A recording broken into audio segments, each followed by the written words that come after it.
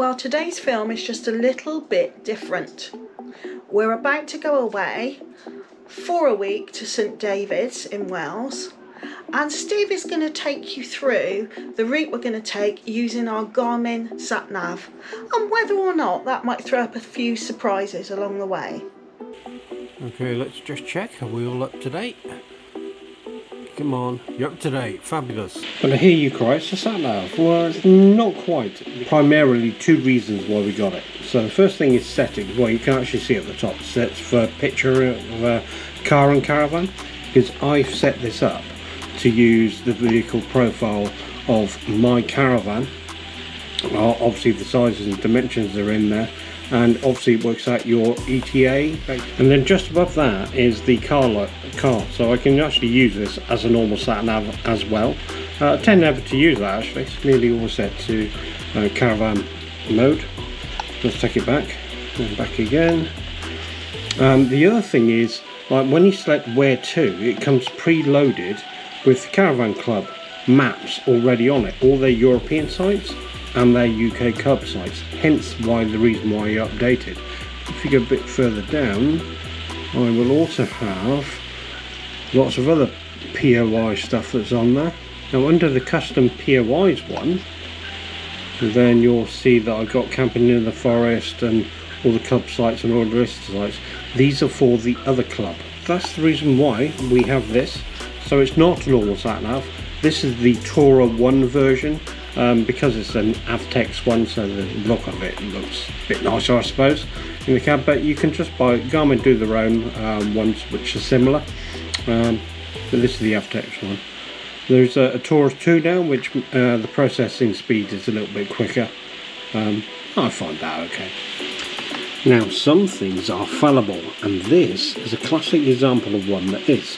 So I'm going to select UK club sites, because we know where we're going on this one. What it does is it comes up with the ones around you, but we're not going to those.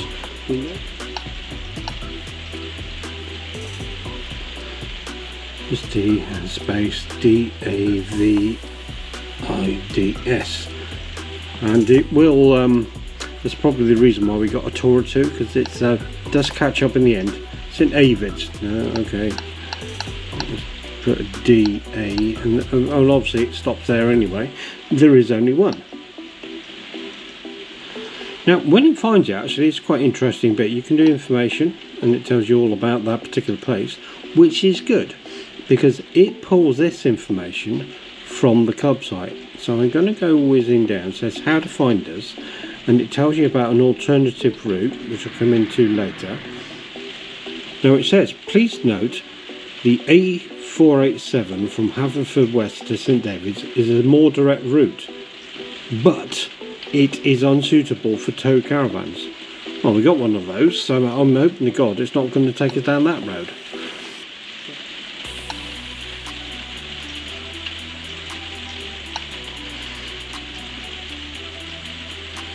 So what I've done is I've selected go at this stage just to see what route it's going to take. So I'll let it get to the end of it, because it's nearly done. Please drive to highlighted route. And then if I come off of that, zoom out, and go all the way to Wales. Oh, actually I can just select that. And then zoom back in. It is not. So you can see Haverfordwest. It should be taking me up, around and in that way, but it's not. It's taking me along the route that it says that I shouldn't be going down. So let's have a look at via Michelin. So I'll just open Safari up and I'll just type via. I might not even that far, look, and it knows all about me. I am logged in currently, and all I have to do is put in my current location, and I want to go to St David's, and I'll just type the L because that's the name of the place, and then up that pops with the Caravan Club one.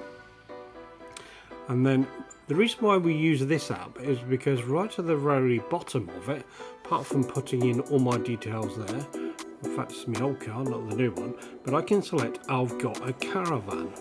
So, and it knows that, and it's supposed to be able to then, so I say supposed to, give you the correct routes. So it's worth checking. And now if I have a look on this one, you can see that when I get to Haverford West, it's not taking me up north like it should be doing. So what I should be doing is getting to here and then going up to a place called Letterson, whatever it's called, across and then down into St David's that way. So this is not correct either. So this is why you go onto the Caravan Club sites and have a look at their instructions that are on there. But whoever created the map to go into the Garmin sat-nav didn't do their job properly, did they? So what I've done is I've created a document. It's only got a couple of pages on it, which Fiona can then pull off the iCloud and read it on the phone as we go. So as you can see, I'm just clipping the A40. This is the route that we're supposed to take. Then go cross country, Letterston, that's the name of the place. And the text you can see there is actually off of the main Caravan Club instructions. And if you go all the way to the bottom, you go up to there, there's a couple of junctions, and then I've highlighted the fact that you're not supposed to be using this road for towed caravan. So it does pay you to do your homework. Don't trust sat-navs, not even ones designed for caravans, or the best alternative website that's supposed to cater for caravans as well. And then once you have that, whack it in a Word document or notes or whatever, and then pop it on your phone to make life a whole lot easier. This is only, what, 10 minutes further than normal, but I had a look on this Google Street View, choosing a little village called Newgate that we're supposed to be going through, just to see what the actual roads were like.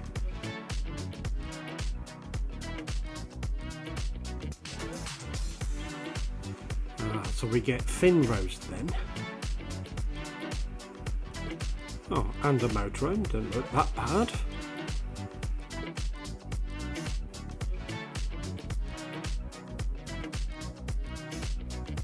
Ah, passing places. Then I'll change the view and select a bit on the maps, make that bigger so that it fits underneath. There we go. And, ooh, that looks a bit thin. So as an example of where not to go, this is a street view of, you know, one of those roads I'm supposed to go down. With the caravan on, I think it might be a bit tight in places. I think it's best to stick with the other one, don't you? And so here we have it, street view of the other one, main A40 on the way up to Letterstone, and then on the B road, look, even that, joining back on the main road, taking us back down south towards St David's. Much better. And so here we go, 36 minutes if you choose to take the hair-raising road, or 42 minutes, just 6 minutes longer to keep your blood pressure down. So whilst we're on the club site, just go into membership, go into your members offers, and then if you have a look, we just found this purely by accident, go all the way down to the bottom, and where is it? There's a Road Chef. Click on that, download the voucher, and look, that is the last services on the M4 before you go cross country. So there we go, it's going to save us 20% off of all those well-known makes at the bottom left hand side, including coffee and all the rest of it. Fabulous. Thank you, club. Anyone who watches our channel knows that I find this level of detail quite hard to deal with, but it is worth it. I have to agree with Steve and his spreadsheet man attitude, because nothing is worse than getting to a site where you have a heart attack at the thought of driving. Now, back in the summer 2021, we had that enough in South Devon. I do not want it for 2022. So we will be taking the safer route to St David's.